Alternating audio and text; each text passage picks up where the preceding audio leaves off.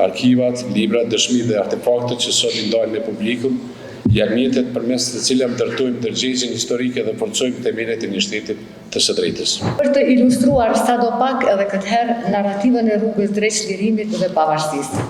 Se ne nuk harrojmë dhe se do të thotë përmes kësaj ekspozite synojmë që të njohim mas pari vetën, t'ia kurdojmë po edhe publikut.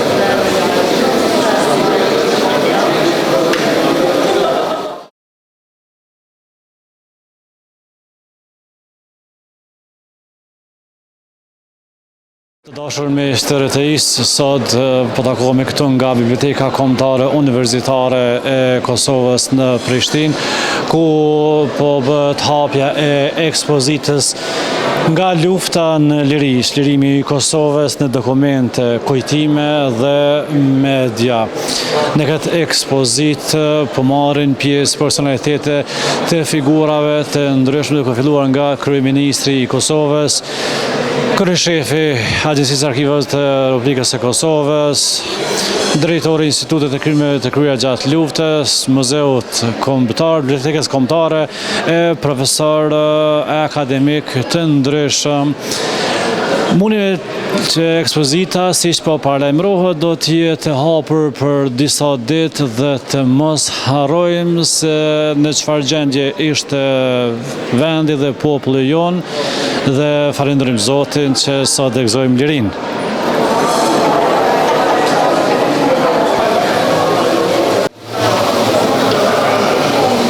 Dita e sjellimit të Kosovës. Kjo ditë shënon triumfin e sakrificës dhe përpjekjes së popullit tonë për liri, dinitet dhe drejtësi. Kujtojmë me respekt të thellë të gjithë dëshmorët të zhdukurit, të përndjekurit dhe familjet që bartën pisupe barrën e dhimbjes dhe krenarisë për lirinë tonë. Në këto ditë të rëndësishme për ndërtet e çlirimit të Kosovës, në patronatin e Ministrisë së Kulturës, Agjencia Shtetërore e Arkivit të Kosovës në bashkëpunim me Muzeun Kombëtar të Kosovës, Bibliotekën Kombëtare dhe Institutin me Krimet të kryera gjatë luftës, kemi organizuar një ekspozitë të përbashkët që sjell në dritë dokumente, dëshmi, objekte dhe materiale që ndriçojnë të vërtetën tonë historike. Kjo ekspozitë është një përpjekje për të ruajtur kujtesën kolektive dhe për të afirmuar të drejtën tonë për të mos harruar. Arkivat, libra, dëshmi dhe artefakte që sot i ndajnë me publikun janë mjetet përmes të cilat ndërtojmë ndërgjegjjen historike dhe forcojmë themelet e një shteti të së drejtës. Ky bashkëpunim institucional është shembull i qartë se kur ruajmë kujtesën tonë, ne i shërbejmë edhe drejtësisë dhe paqes dhe brezave që do të vinë. Lavdi për jetë të gjithë atyre që e bën të mundur këtë ditë, gëzuar ku me qashor. Është nder i veçantë për Institutin e Krimeve që të jetë pjesë ose bashkëorganizator i kësaj ekspozite përkujtimore, e cila hapet në ditën e çlirimit. Ditë kjo që përveç se shërben si simbol i lirisë, është edhe një moment për reflektim të thellë mbi çmimin e saj dhe mbi peshën e të vërtetës historike. Ekspozita e sotme është përpjekje e përbashkët për ta kthyer kujtesën në një hapësinë të gjallë, të prekshme edhe të hapur për qytetarët, studiuesit e brezat që vinë. Dokumentet, fotografitë dhe dëshmitë që ekspozohen këtu nuk janë veç artefakte historike, por dëshmi të dhimbjes, dëshmi të vendosmërisë dhe dinjitetit të një populli që nuk u dorëzua as përballë krimeve mëqnjerëzore. Materialet e prezantuara sot janë vetëm një pjesë e punës tonë për të ndërtuar një bazë gjithëpërfshirëse të dhënave të verifikume, qasshme, përdorshme për dokumentimin e krimeve të kryera gjatë luftës së Kosovës. Respektivisht për të ndërtuar një arkiv institucional që të shërbejë si ulë lidhëse ndërmjet të kaluarës dhe së ardhmes, ndërmjet kujtesës dhe drejtësisë. Sot përkujtojmë përmes fakteve. Sot nderojmë përmes kujtesës. Dhe mbi të gjitha dëshmojmë se ne nuk harrojmë. Sepse si që kemi thënë shpesh, pa kujtesë të ndërtuar mbi fakte nuk mund të ketë drejtësi, dhe pa drejtësi nuk mund të ketë paqe të qëndrueshme. Në emër të institutit, shpreh mirënjohje të thellë për të gjithë ata që kontribuan në realizimin e kësaj ekspozite, veçanti për Ministrinë e Kulturës,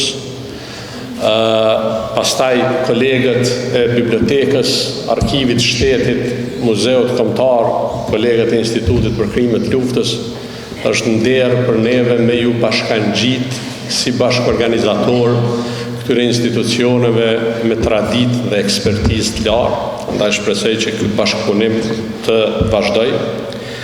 Por dua të shpreh mirënjohje të veçantë për koleksionuesit dhe dëshmitarët që me besim na i kanë vënë në dispozicion materialet dhe rrëfimet e tyre.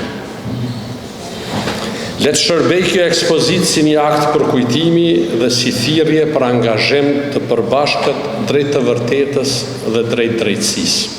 Muzeu Kombëtar i Kosovës, duke shërbyer si kujtesë institucionale e rrugtimit drejt lirisë, duke mbledhur dhe ekspozuar dëshmi materiale të së kaluarës, është bërë pjesë e kësaj ekspozite përkujtimore për të shënuar ditën e çlirimit.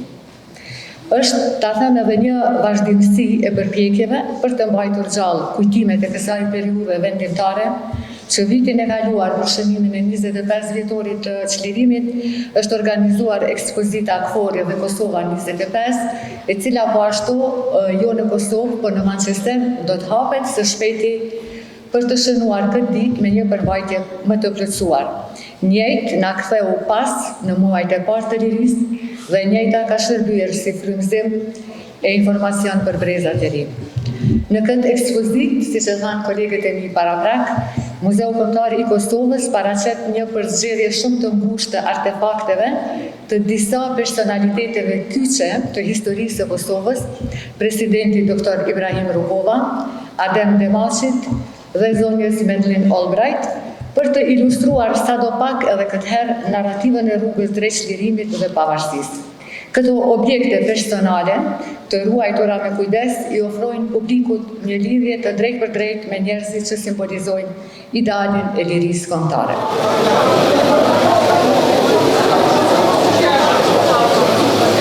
Të dashur miq, pra neve kemi drejtorin ekzekutiv të Agjencisë Shtetërore të Arkiveve të Kosovës, zotëri Mehmet Xhemajli.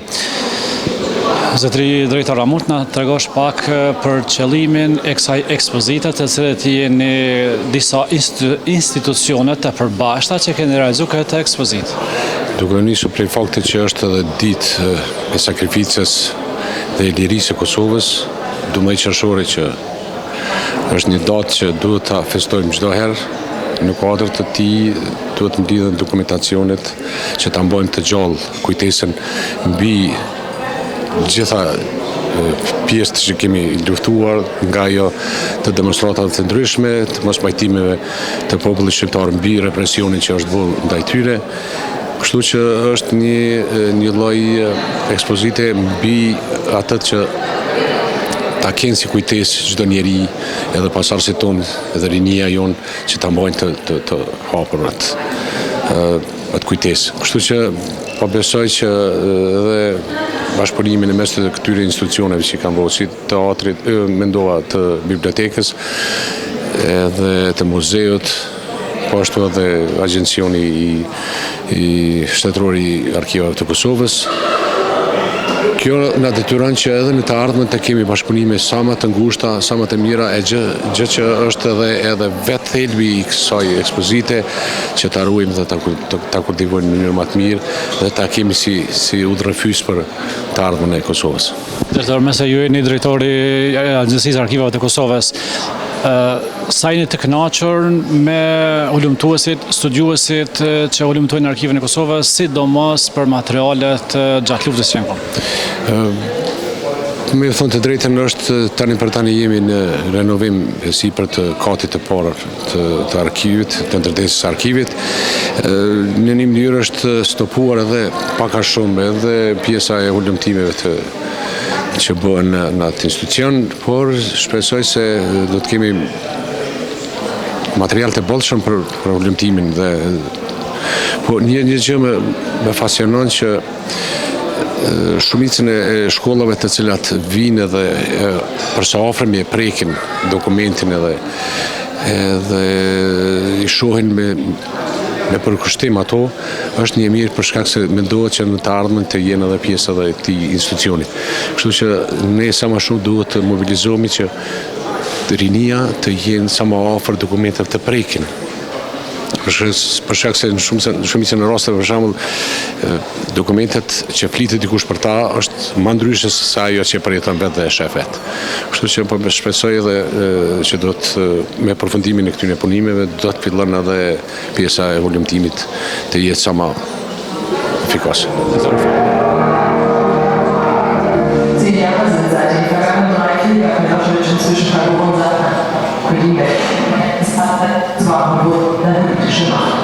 Seine politischen Gegner entgeknüppelt, seine Legenden fallen gelassen oder vielleicht nie nach Bedarf.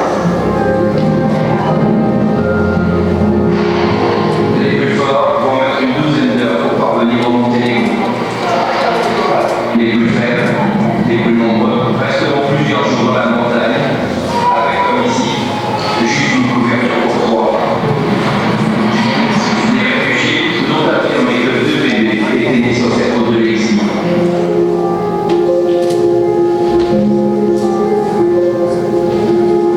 Këto e kemi pra nesh drejtorin e krimeve të kryera gjatë luftës, zotëria dhe Hetemi.